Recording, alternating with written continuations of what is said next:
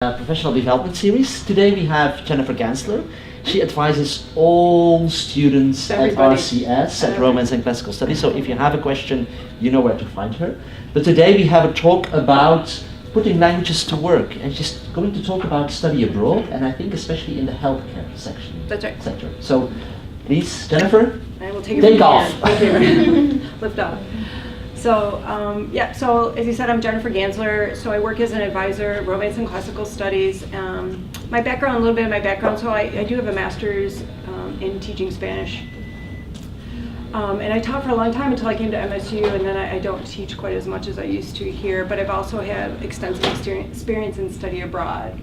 So where I'm at actually is the perfect place for me, my academic, or actually I don't fit in anywhere, right? Because I'm in student affairs, but no student affairs background, not really in the academics, but that's where my background is. So I either fit in perfectly or nowhere at all. So I'm going to talk a little bit about what I've done, what kind of the recognition that I gained when I got into the job I'm currently at, and then the program that I developed out of kind of what I was seeing as student need. Okay. So I want to talk about a little bit about the current academic climate, because I think it's really important, and it really impacted kind of why I developed this program and also how I developed the program. At any time, if you have questions, please stop me. If I'm going in the wrong direction, just push me the other way, whatever you need to do. But so one of the things that I've seen, I've been in this position for 8 years, and in 8 years, I've seen a dramatic running away from the languages as far as a major, as a primary major. Students do not see language as a primary, they don't see it as a connection to a profession, right? They see engineering, there's a profession there, right? Pre-med, I see that profession, I know where I'm going, right? Spanish, I don't want to teach. French, I don't want to teach. What am I going to do with that, right? So there's definitely this trend away, and I just brought some numbers because I think they so beautifully show this trend. If we look at French, in 2010 we had 103 majors and 42 minors, 2010. 8 years later, 2008, we have 43 majors and 134 minors. So we've kind of flipped. Spanish is a little bit more dramatic. In Spanish 2010, we had 381 primary majors or majors and 131 minors, right? 381, 131. We currently have 229 majors and 686 minors. So the students that in Romance and Classical Studies, primarily the students that we're serving are minors. So they're students that are not just studying languages, but they're studying languages as part of their larger academic program. Right, so students are often coming to look, when they're talking to me, they're talking about building their resume, right? They're looking, they think languages will be a marketable skill, something to add to their resume, right? And they're looking for coursework that directly relates to their profession, and the most common is business, healthcare, law, and engineering, right? I'm studying engineering, but I don't want to take any literature classes. I want to learn Spanish, but I don't want to take literature classes. So what do you have for an engineer, right? And nothing, right? Very little or nothing that's directly related to their professional path, right? So we have in Spanish, we have a Spanish for the professions course. So I guess in one course we try to cover every profession out there, right? We also have a translation course, but very little of our courses meet kind of this professional area that students are looking for, right? I want to apply my language here. I want a class that helps me apply my language there, right? They also talk about classroom experience. It's limited real use. They're not really they want to use the language in a real way, not to talk about literature. I'm sorry I'm picking on literature, but it's what they say. Another thing that is a huge reality is that students are advised away from languages by other colleges, and that is a fact. It is a fact.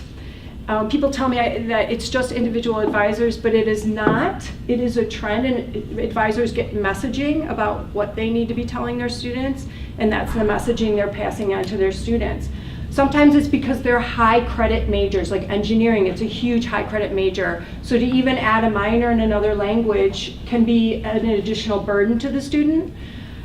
which could change. This is one positive that could change under block tuition, which is something that the university is talking about. But so students are advised out of that. I mean, to the point, I had one student, just for an example, student had a 5 on the AP, which placed him in 300 level Spanish. He had spent a semester in Peru, definitely had a love for the language and culture and an interest in continuing that, and was told by his engineering advisor that no, he shouldn't study languages. Well, I can make it work if you give me a chance, right? So fortunately, those students often come to me. The students that really want to do it will come up to me, and I'll make it work for them. Another story, my daughter came here for nursing, right? My daughter. I'm in a room they're just talking about nursing. She's not in the university yet. And she raised her hand and she said, oh, I want to minor in Spanish while I'm studying nursing. And the advisor with me in the room, I was in the room, I'm the advisor for Spanish, right? Said to her, well, it'll be really difficult, but you have to ask yourself, why? Why would you study Spanish? And not with like a self-reflective, why would you want to do that? But more of like, why would you do that? Like it was a bad idea to begin with. And so, and I happen to know that language and healthcare is a great combination, but students are not getting that messaging. So one thing I think, first of all, topic for another day, but our college needs to start talking to other colleges in this university to change the way that languages are viewed. Yeah. So anyway, another important thing, Cal just added an experiential learning requirement for our majors. So we're recognizing the importance of experiential learning and professional experiences and graduating with 2 or more professional experiences. And the other thing, a lot of students are studying abroad with their professional careers to other countries with absolutely no language or culture involved in those experiences. So, which I think is criminal, but who am I? So this is kind of the climate where this all came out of. This is kind of what I was thinking, like what I was hoping to tackle. So out of this, I developed Spanish for the healthcare professions. It really came from this nursing advisor saying that language wasn't an important part of healthcare. So I actually did research and I presented a proposal to the nursing college about the importance of language study, and I was able to show, because I wanted to get it down to money and numbers and things that people would listen to, right? Not culture and language, because I guess that's boring. I don't know. But so I looked at statistics that showed that if there's a need for a language at a hospital, nurses were paid more if they came in with a language ability. So that's what I started with. I thought, like, that's something they can sink their teeth into and feel like they're offering something to their students. So so when I developed this program, I tried to be incredibly intentional about absolutely every aspect of it. The nursing students have to pass the NCLEX. Pre-med has to go to take the MCAT, right? They have to be prepared for these things. They have very high number of course requirements that they have to meet that makes it difficult for them to fit other things in. So I wanted to make a program that fit well into what they were doing. So the first thing that I looked at was location. And initially what I thought was, I had a program, I run an internship program in Córdoba, Argentina, right? And I was working with a partner institution looking at where their different locations were, and I was like, oh, they have one in Córdoba. It's perfect. I'll have 2 programs in Córdoba. It'll be so easy for me, right? Well, when I looked at the numbers, 65% of Spanish speakers in the US, right, immigrants, aren't coming from Córdoba or even Argentina, right? They're coming from Mexico. So for me to really serve my students, it didn't make sense for me to be taking them to Córdoba, Argentina, when really the language and culture and the experience that these immigrants would be having would be coming out of Mexico. So they have a program in Oaxaca, Mexico, which I chose that location. There's a travel warning in Mexico, which makes it incredibly hard to recruit students for this program because parents see a travel warning and they're already, Mexico, what, scary, no, right? Oaxaca is it's southern, it's away from a lot of kind of the northern border chaos. So I felt Oaxaca would work better in that way. I could talk about it in a way that I could sell it to students. That was also something very intentional on my part. How do I talk to parents about this program and make them feel comfortable about it? When I talk about this program, I've learned to talk about it as language and culture in a healthcare context. Because I get students that want to be on this program just to do the clinical rotations, and that's not what this program is at all about. It's a component of my program, but it is not what the program is about. The program is about language and culture, and I feel it's very important for me to really stress that to my students, that they understand what the experience is that I'm selling to them.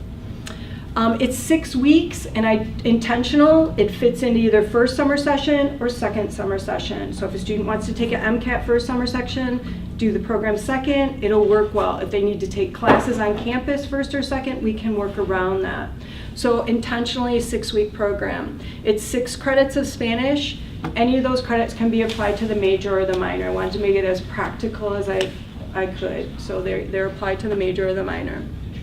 Homestays, right? If it's about language and culture, I want them living with families, using that language, learning more. It's the doorway. I really feel homestays are incredibly important to study abroad programs, and this one in particular.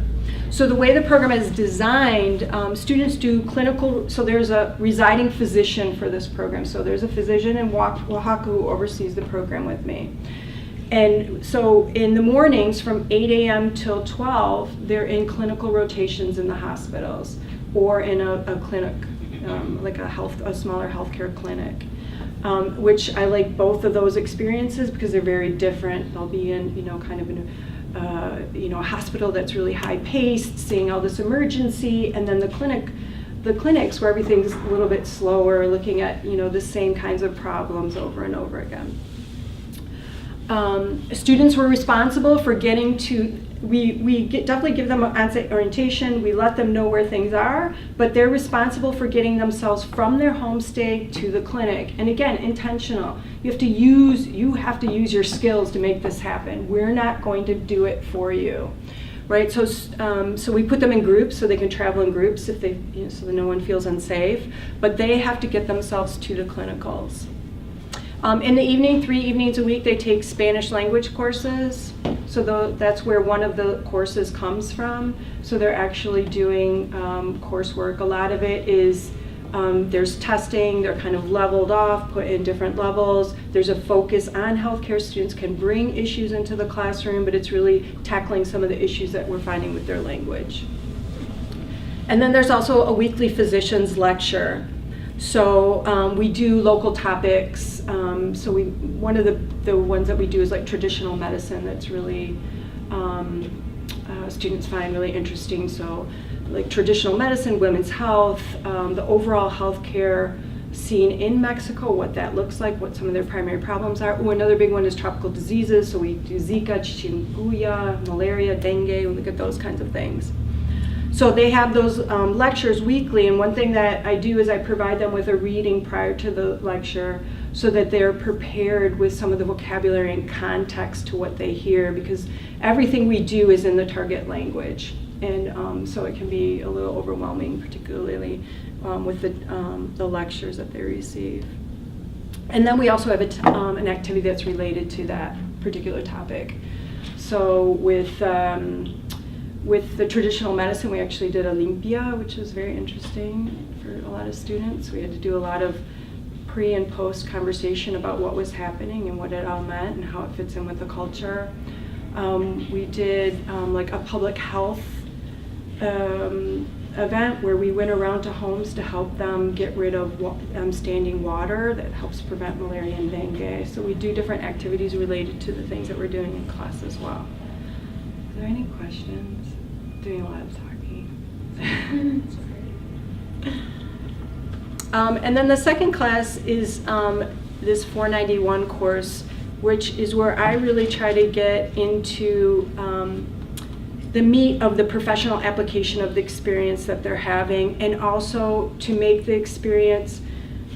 So when I think of study abroad, one of the things that I know that we do really poorly is preparing students adequately for the experience, having them have a meaningful experience while they're abroad, and then really reflecting on that experience in a meaningful way when they get back. We're really good at recruiting though, we're really good, right? We can get students on our program, But a lot of times that's where our energy is focused, getting students filling our programs.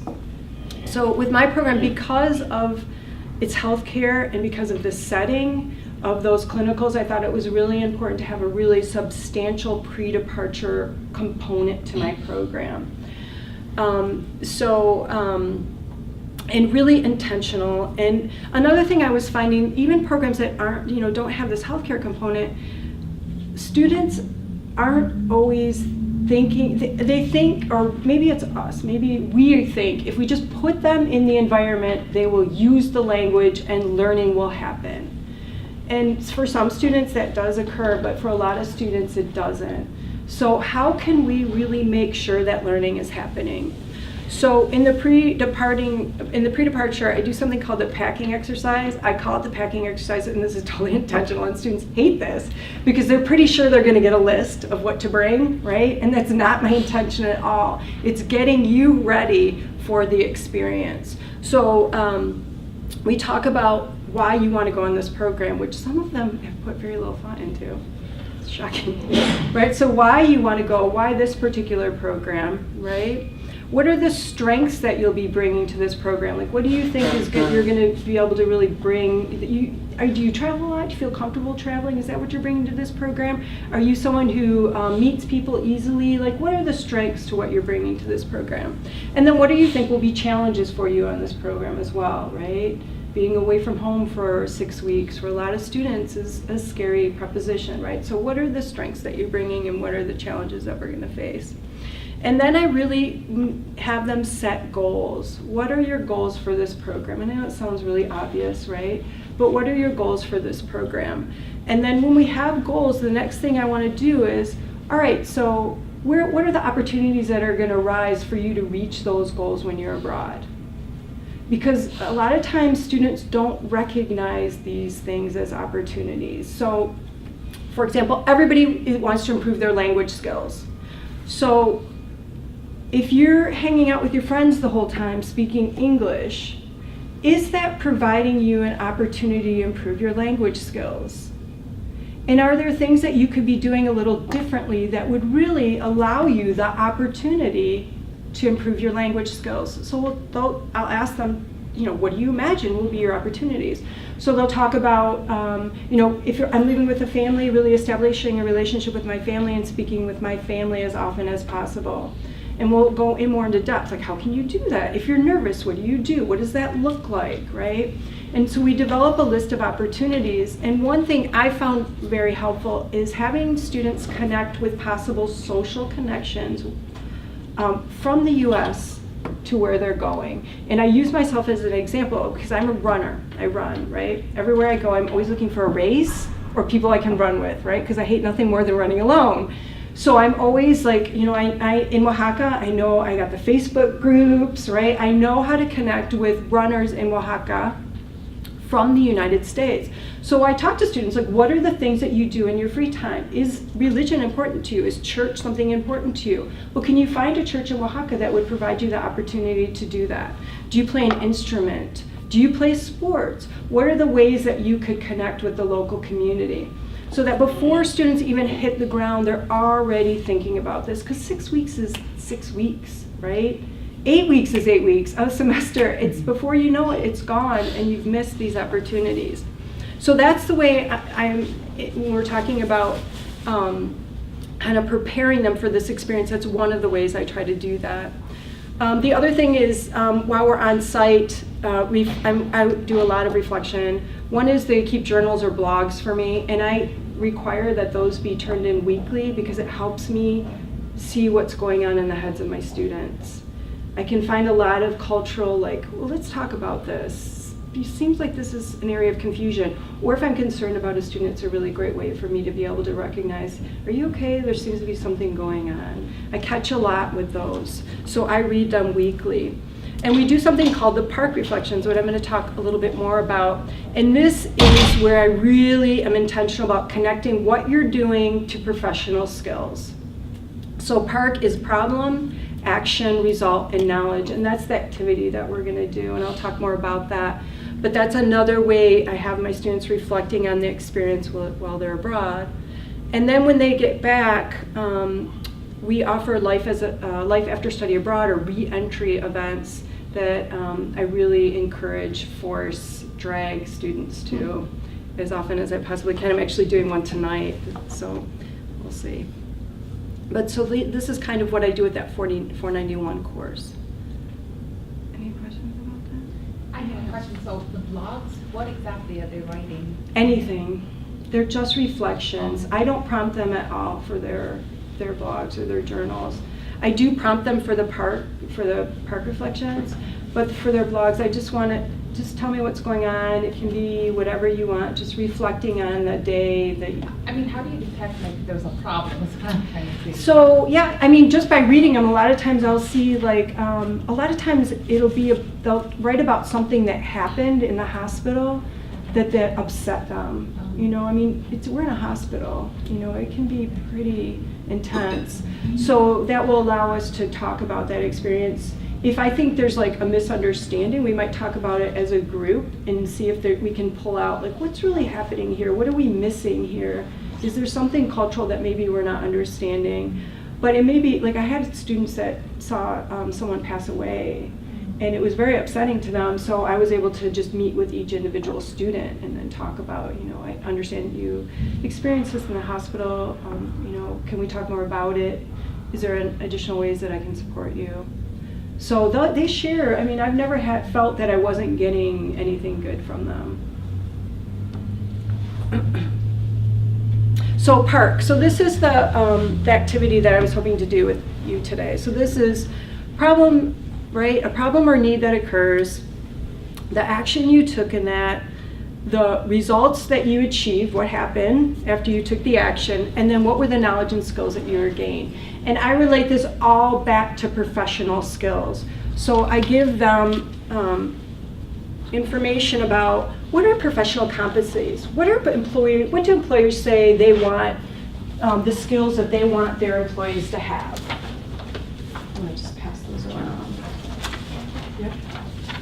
So critical thinking, problem solving, oral and written communication skills, teamwork and collaboration, digital technology, right, the ability to function in the digital world, in the digital age, leadership, right, professionalism and work ethic, career management, and global and intercultural fluency, right?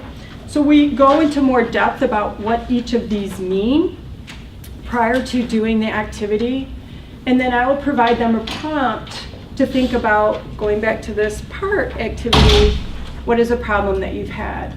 So an example and a very common one is getting lost, right?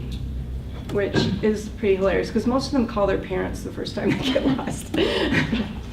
But so this problem of getting lost. So I had a student that she was going somewhere new. She had talked to her mother. She thought she understood what bus she needed to get on. She got on a bus, and as the bus was driving, she was starting to realize, this is not looking familiar. I don't think this is right. So, so that was her problem, right? I am lost on a bus in Oaxaca. I don't know where I am. Oh, and she didn't have her phone with her. She didn't have her cell, or her cell was didn't have batteries, or there was a problem with her phone. So the action she took, the first thing that she did is she just asked someone, does this bus go to this place? And she asked one person and they didn't understand her, which is pretty intimidating, right? But she was like, no, I have to figure this out. Asked someone else, and they ultimately said, through, eventually understanding each other, they were able to tell her, no, you're on the wrong bus. You need to get off this bus. So she's like, oh, okay, cool, I know what I need to do. So she gets off the bus and immediately realizes, I don't know where I am, right?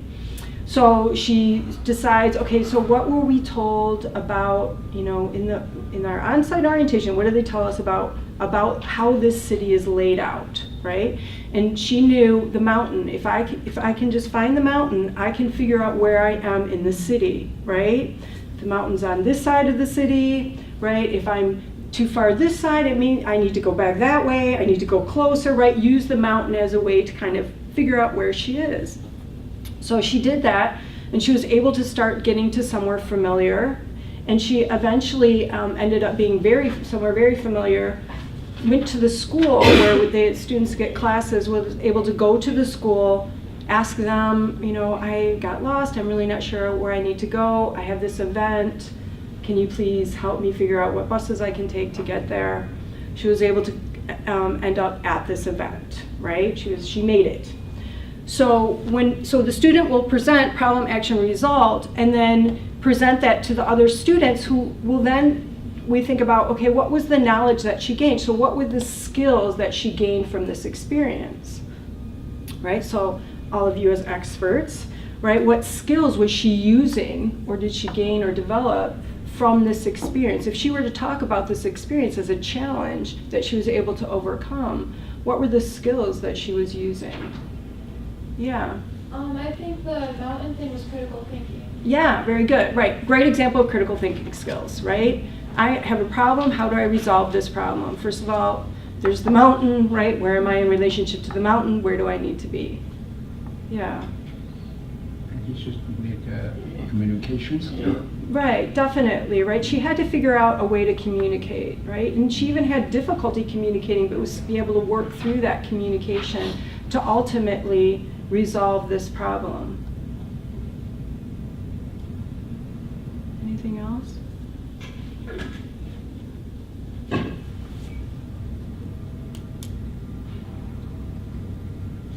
Do you want like the specific career ones? I'm thinking just like your personally. Yeah, no, those are good too. We talk about those. Personally, like the confidence of knowing that without an electronic resource that she can rely on herself and like ask for help and have it be okay. Yeah, independence, Yeah. self-reliance, right? Those are incredibly important skills. I'm thinking about how wrong this could have gone, like the situation. Well, I mean, let's forget about her getting in trouble. Let's forget about crisis mode kind of going wrong. But there's a project my advisor and I did where all the students were involved in exchanges like this, and there was a woman who really shut down very early on because of the kind of getting lost, miscommunication, deciding that people were against her basically, and that they weren't going to help her, and then she didn't learn strategies, she didn't have ways to solve this kind of situation, wasn't able to work through it. Things like being in class and trying to negotiate whether to kiss someone, who was going to kiss her and who wasn't, and things like this. Just all overwhelming. Well, that became huge barriers to her ability to get what she needed out of the experience. Mm-hmm. And the thing is, for you to be so proactive about that, if they know they can have this whole process of reflective thinking and make it into a learning experience instead of letting it be this horrible anecdote or something negative that happened. Or it leads to like all these kinds of judgment about the culture and and I think that's why we share a lot of it too, because it helps students to see other students kind of working through these issues. Did you want to say something? Yeah, I wanted to say just in just organizational skills, because if you go out without your phone, there are other ways to think about, take pen and pencil for one thing, take your dictionary, take, whatever things you might need, and if you're in a new city, I think if you've gone through stuff like this, at least you're going to have a little paper map, because your phone might die, right? So you at least have something that you can rely on, and probably, hopefully after this that won't happen again. Yeah, right. Learning about having a plan B, right? Yeah, exactly. Plan B. And then I think that and for me that relates to like technology, right? We all want to rely on technology, but sometimes it's not reliant. So having a plan B is like a great thing. Yeah, definitely. Yeah, so these are the things that we're doing with this activity. We're really reflecting. If you don't mind, I would love to take you through one of these activities. So, so if you could tell me about a recent problem that you've had this semester, right? Maybe it was in a course, maybe it was with a student, maybe it was with an advisor, right? A problem that you had this semester, the action you took to resolve that problem, and what happened after those results, and then you can share that with us so that we can then decide what skills you've been using.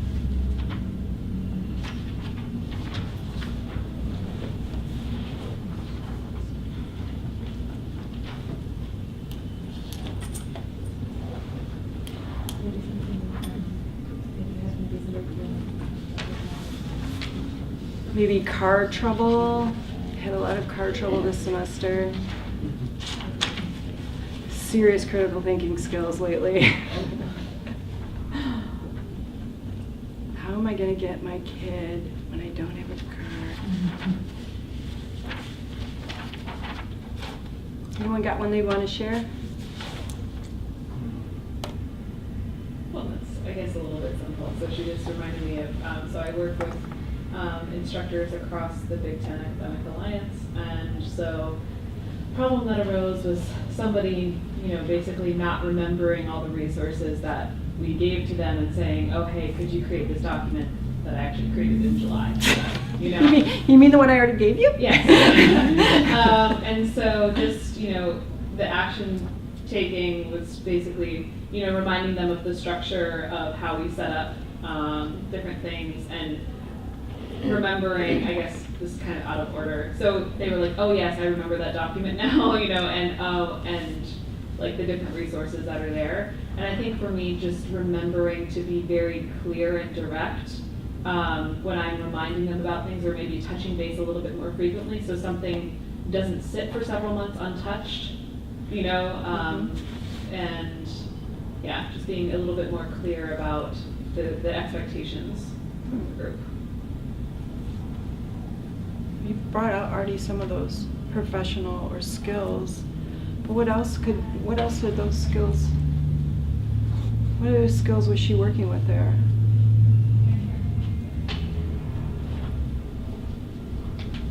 Team management. Yes, that's a huge one, right? Definitely, how to effectively manage a team. Communication, right, that we talked about.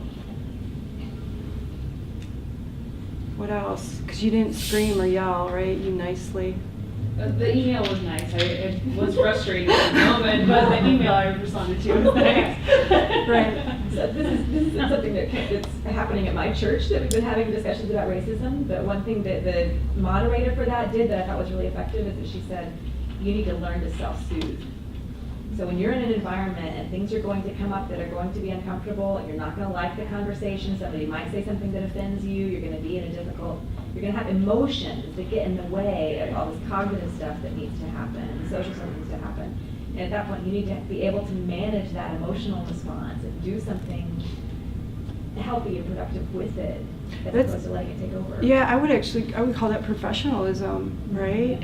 I mean, that is basically what it is. It's, realizing you have to manage how you're feeling internally to really deal with the topic. And you can call it maturity if you really want. Yeah, wow. But it's still. Yeah.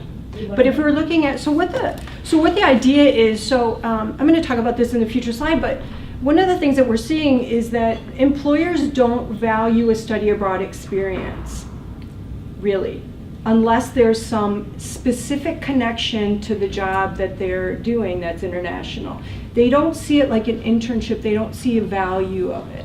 So what I'm trying to do with this is give students the ability to talk about the experience with an employer in a way that shows value, right? So instead of saying, oh, I see from your resume that you studied abroad for 6 months in Spain. How was that? Oh yeah, it's so great. I loved it.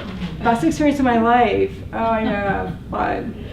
Right, which doesn't show any real professional value. If you can say, oh, it was a life-changing experience.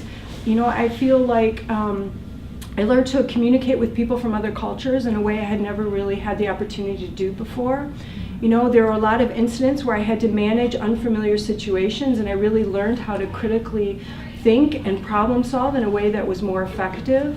And if you talk about that study abroad experience, that is a valuable professional experience. So that's what I'm trying to do with students, is take that experience and now let's talk about it for the value that it's gained. And I can tell you, it's not just study abroad where students can't. Students are having trouble making connections with the experiences they're having and recognizing things as transferable skills, right?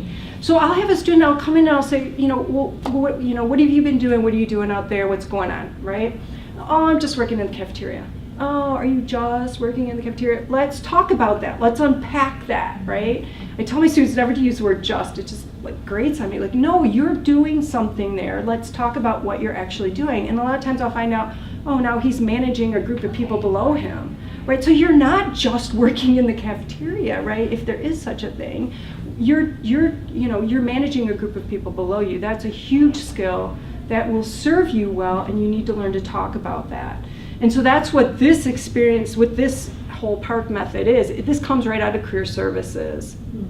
A lot of this comes actually from Linda Gross in career services. And so I think for me, a lot of that is helping students make that connection. What am I doing? What am I gaining from this experience, and how does it apply to another experience? So that's kind of what that PARC method is about. Is anyone else willing to share an experience? Let us unpack you. Are there any questions about this?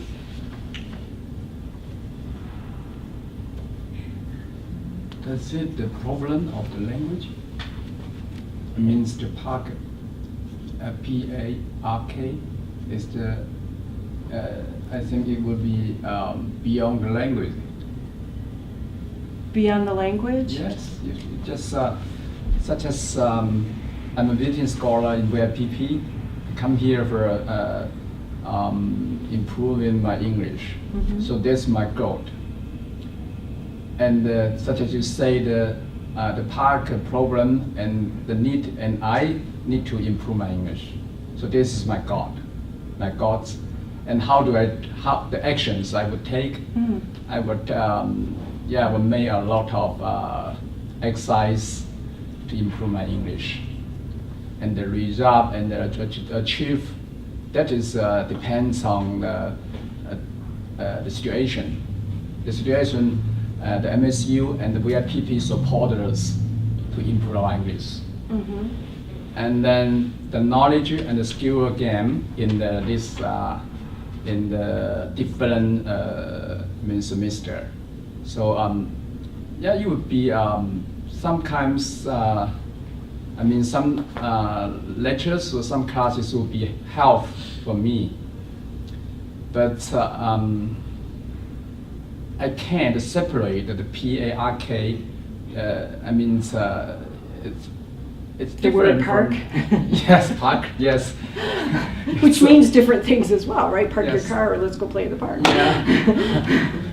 So I think that its ability, it's just not because I can't tell from the language and the park. Maybe it's beyond the language. Sorry. I'm not sure I'm understanding you completely. I mean, if you the park as a project, such as the language study, as a project for me, I want to improve in my English. So there would be This is your P. Yeah. Yeah. I think he's saying that you've been talking about it as a way to respond to a problem that has already occurred. Yeah. He's seeing it as a Anticipate. proactive Yes. way. Yeah. Yeah, so beyond the language. Oh. I think so. Yeah, I like that. I think you're right. Yeah. Very good. I think then if you look at it in the terms of a planning, right? Or this is what I anticipate what might happen to me. This is what actions I could take. So like imagining the different things that could happen or could go wrong, and then what to will be. Right? The study abroad, that would be an endless pursuit. But I mean, at least saying like realizing that everything is not going to go smoothly. Like what happens if I do get on the wrong bus? What resources do I have?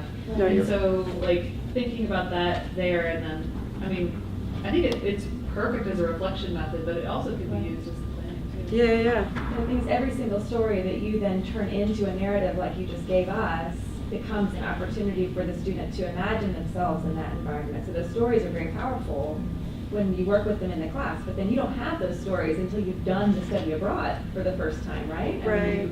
You can guess what they'll run into. Right. So are you, maybe you're planning to do this, but can you talk us through how you went through the process of creating the study abroad, like what the steps were in deciding you're going to do it, getting approval for that, recruiting someone who'd be on the clinical side? I mean, giving us a sense of, and then, how many times have you done it?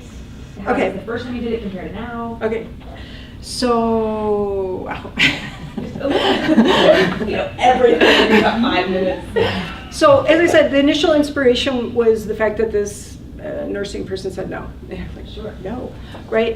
So I had to go to my chair, first of all, and say, actually, I threw this idea out to faculty. I did not think I was the person to do this program. I was, and you know, the problem with these, the focus being on, you know, engineering, health science, law, our faculty aren't trained in those areas and they're not comfortable in those areas. So faculty were not interested, they don't want to do research about, you know, it just has no draw for them, quite frankly.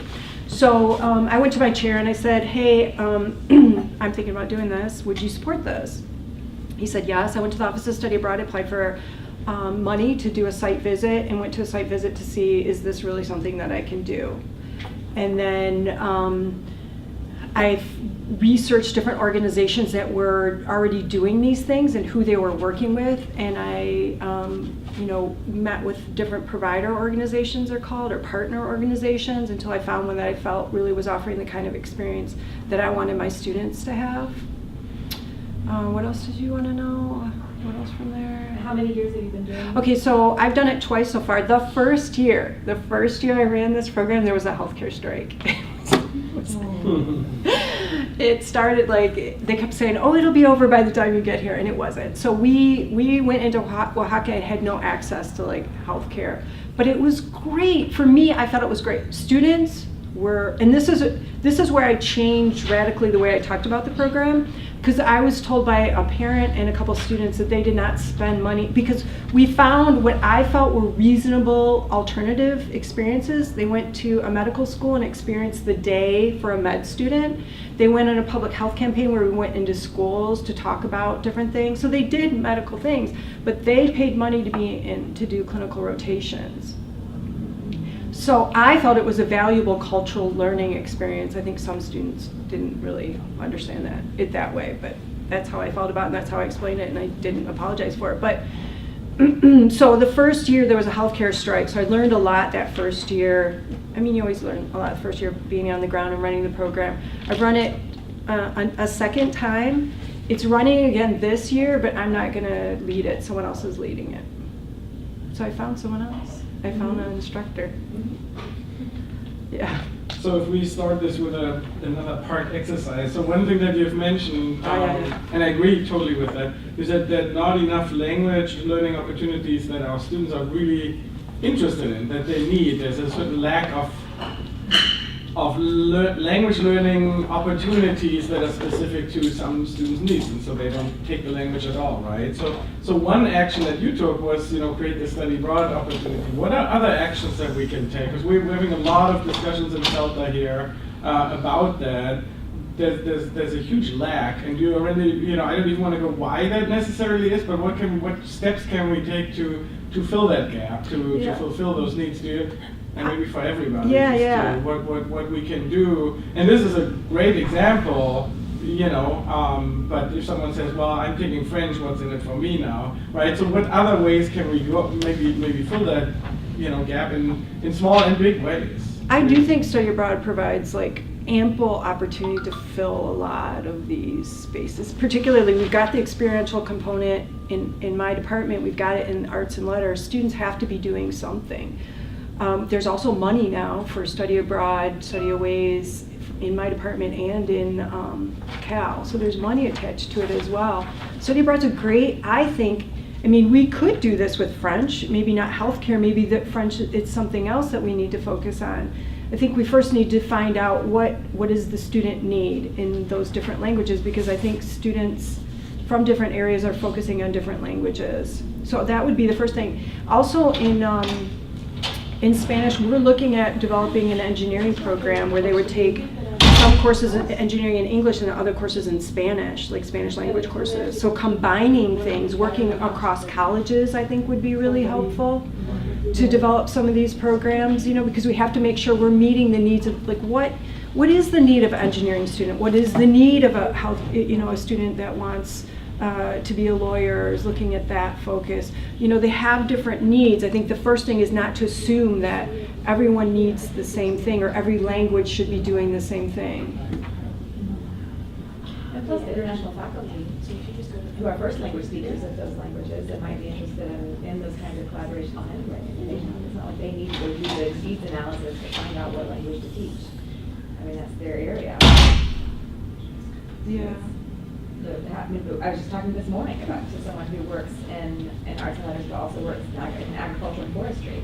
Okay, well, who over there has also a desire or a need or a recognition of this interdisciplinary approach that needs to happen to make sure that the students have this range of skills? So it's how do you recognize where they already see a need too, and put those things together? Yeah, how do we find each other? I know, find each other. I don't know, are there ways to do like non-study abroad? I mean, that's kind of where I'm at a loss. Well, community-based experiences. Well, we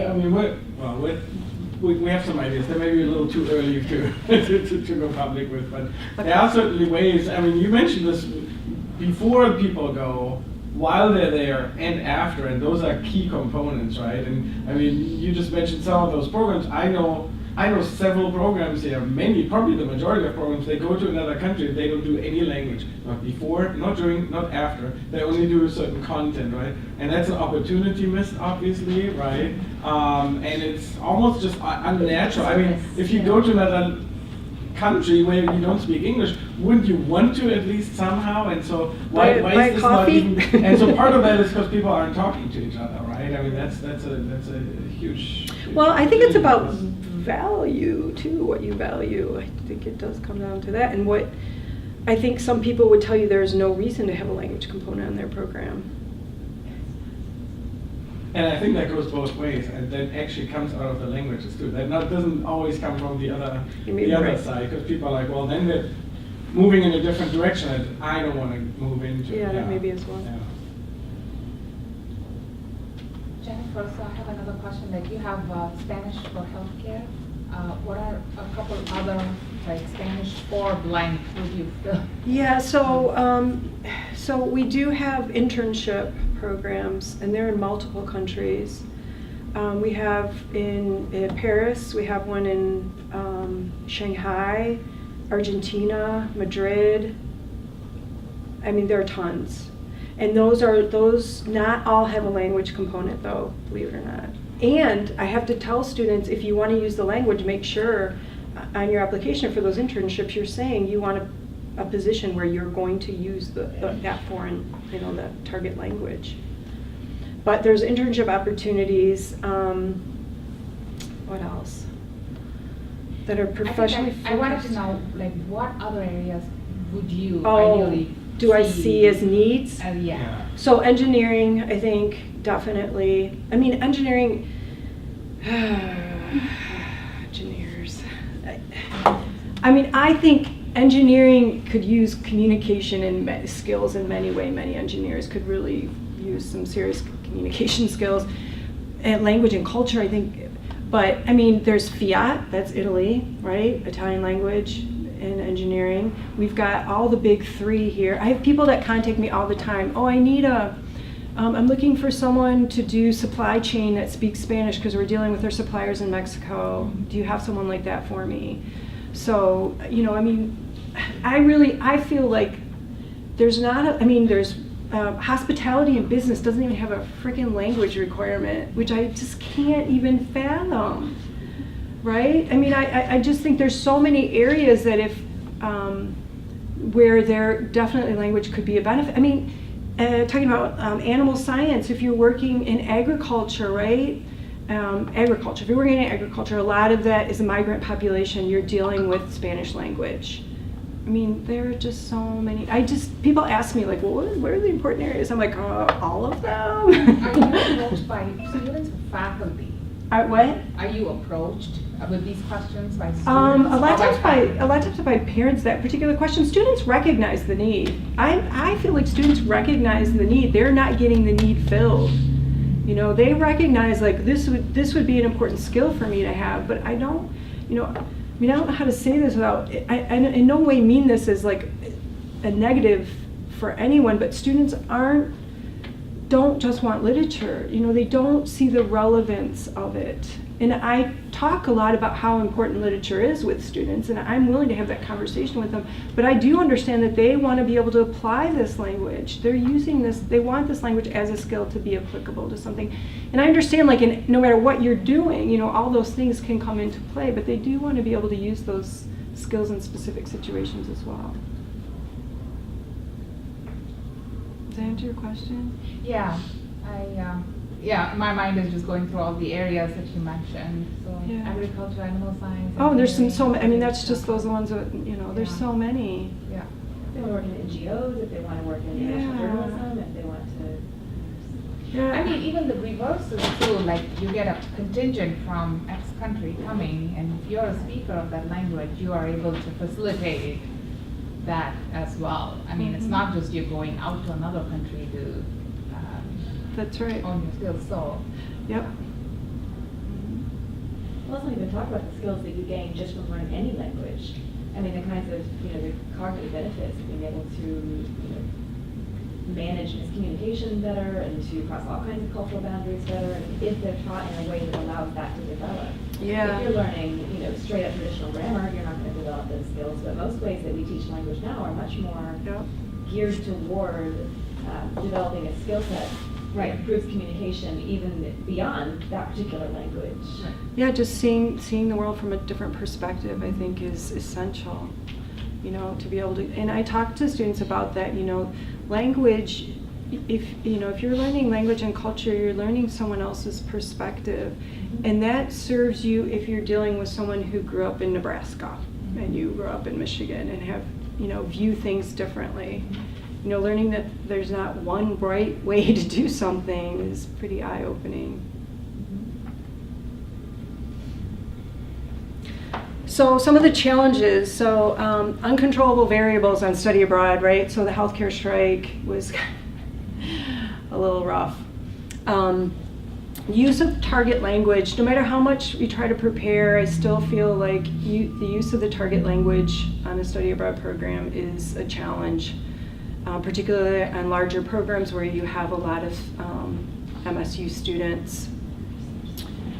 There's a lack of opportunity to build connections with the local community, which I think is essential. We have to really make sure that we're intentional about making sure those opportunities are out there. The pre and post components, so me talking about like these pre-departure and then this post re-entry thing, the problem about those is I can't force anybody to do them, right? I can ask really nicely or be really mean, but I can't force you to do it. I can only force you to be there during my program. So that I think can be, and working around student schedules, I think moving some things online, like I see good and bad about that. I mean, just all kinds of frustrations with these pre and post components, which I quite frankly think are essential to a quality program. And then we talked about this employers not recognizing the value of study abroad. The last one I would say, you know, helping them frame that experience would Is help. essential. Yeah.